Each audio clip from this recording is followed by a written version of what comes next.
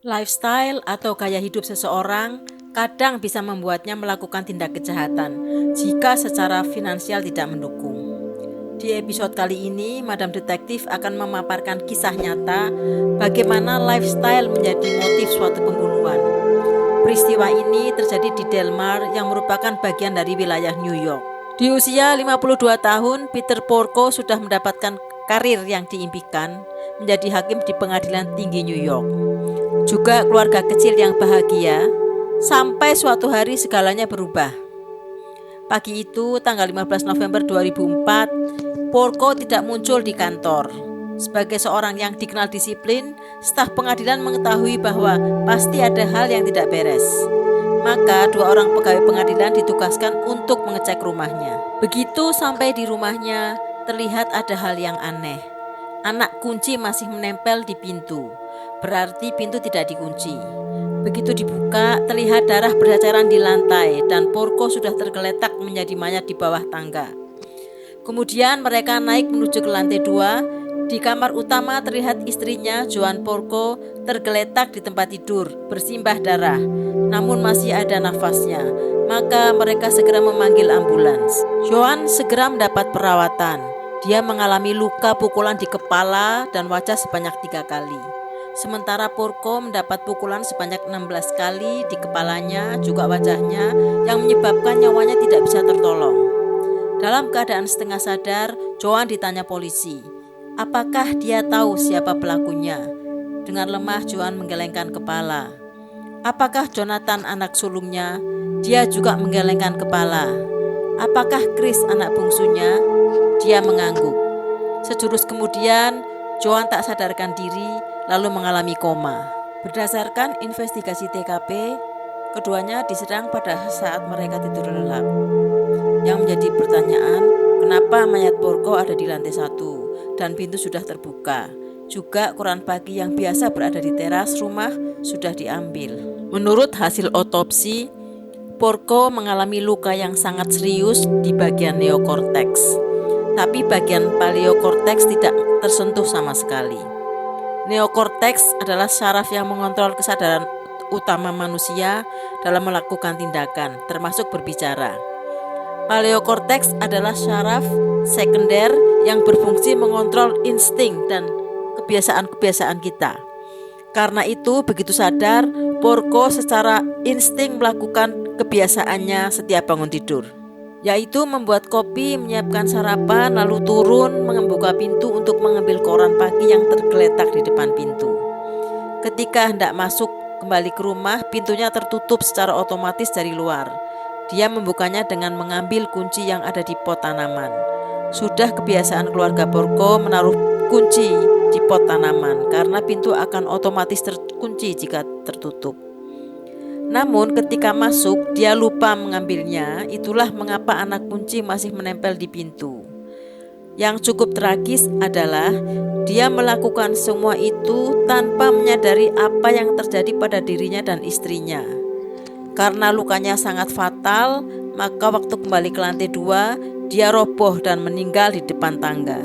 Sementara itu, polisi memberitahu kedua anaknya, Jonathan, sulung yang bekerja di Angkatan Laut South Carolina, dan anak bungsunya Chris, mahasiswa di University of Rochester, sekitar 3 jam dari New York.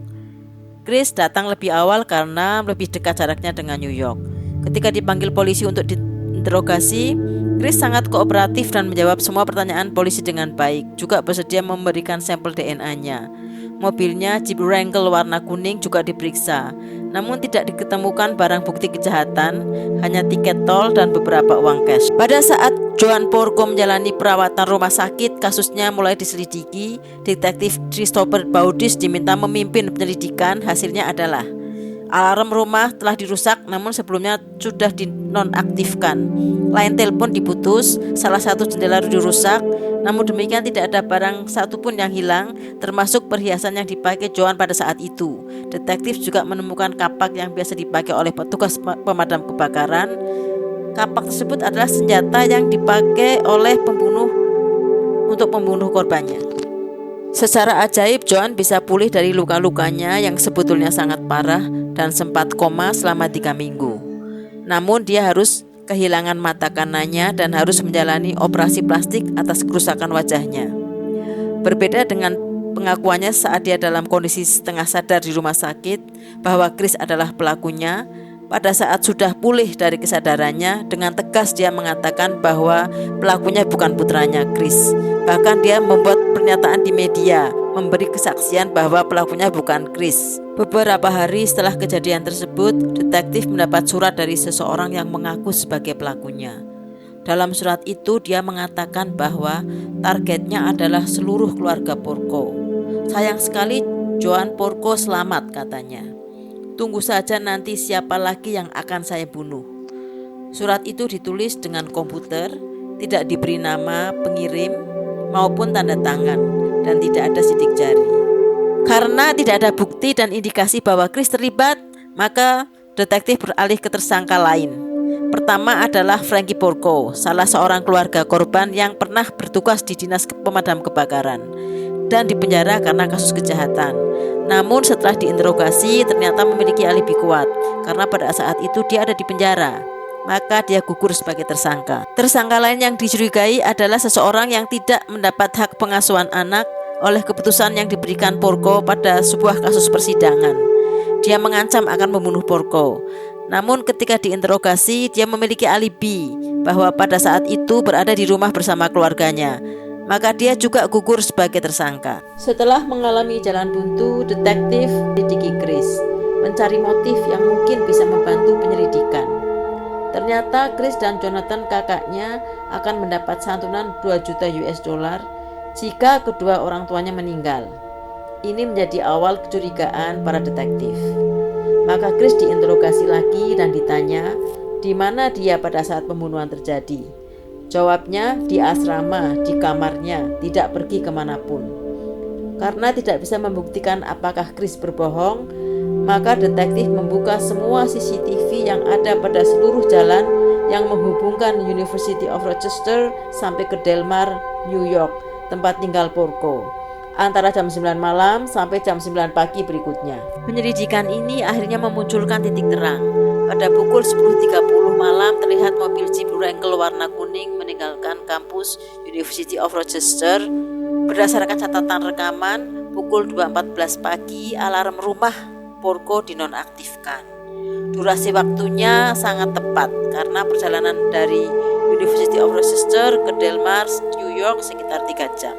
Pada pukul 4.59 pagi kabel telepon diputus dan pada pukul 8.30 pagi mobil Jeep warna kuning kembali ke University of Rochester.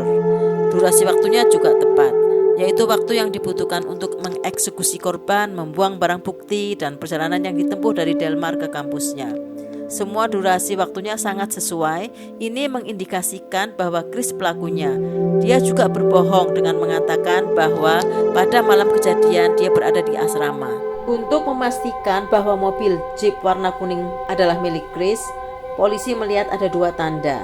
Pertama, stiker yang robek di bagian kaca depan sebelah kanan.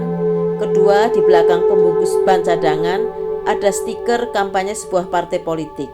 Dan setelah dilihat pada CCTV ternyata persis. Berarti mobil tersebut adalah milik Chris. Namun bukan berarti detektif langsung menangkapnya sebagai tersangka. Selanjutnya adalah membuktikan bahwa seseorang yang sedang mengendarai mobil itu adalah Christopher.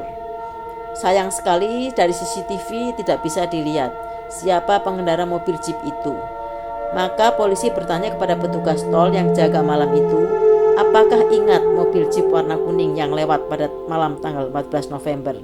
Beruntung petugas tersebut ingat, tetapi lupa wajah sopirnya. Ketika dicek pembayarannya, ternyata pengendara Jeep membayar dengan uang cash. Ini jelas untuk menghindari jejak, karena jika menggunakan kartu akan diketahui namanya.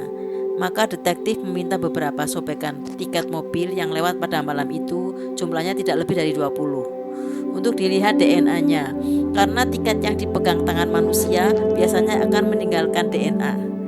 Dari 20 tiket yang dicek DNA-nya, ada 1 yang sama dengan DNA Chris.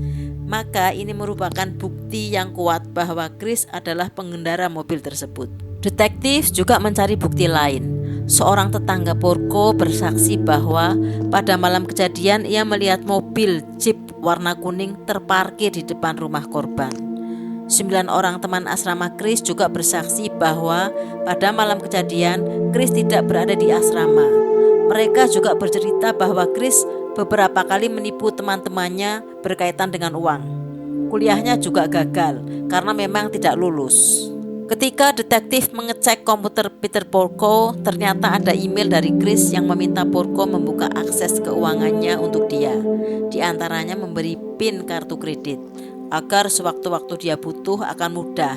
Detektif juga menemukan email dari Porco untuk Chris yang berisi kekecewaannya karena anaknya memasukkan tanda tangannya dan membobol kartu kreditnya sebesar 30.000 US dollar. Kedua orang tuanya mengancam akan menutup akses keuangannya. Namun mereka tetap meminta Chris pulang untuk membicarakannya secara baik-baik. Masih ada bukti lain, alarm rumah sudah dinonaktifkan sebelum dirusak. Artinya pelaku pembunuhan adalah orang yang tahu kode alarm. Menurut Jonathan, kakak Chris, hanya keluarganya yang tahu kodenya.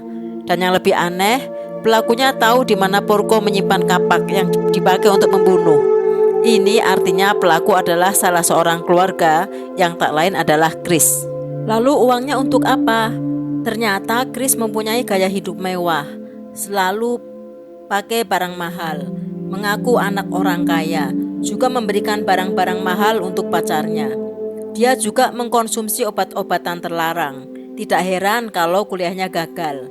Pada saat ayahnya menutup akses kartu kreditnya, Chris benar-benar kebingungan dan tidak bisa mencari jalan keluar, kecuali membunuh kedua orang tuanya agar mendapat asuransi dan warisan. Atas kesalahannya itu, Chris dipenjara. Ketika kasusnya disidangkan, ibunya Joan Porco selalu mendampingi dan tetap bersikeras bahwa anaknya tidak bersalah. Namun bukti-bukti sudah banyak. Akhirnya pengadilan memutuskan Chris dipenjara dengan hukuman 50 tahun lebih.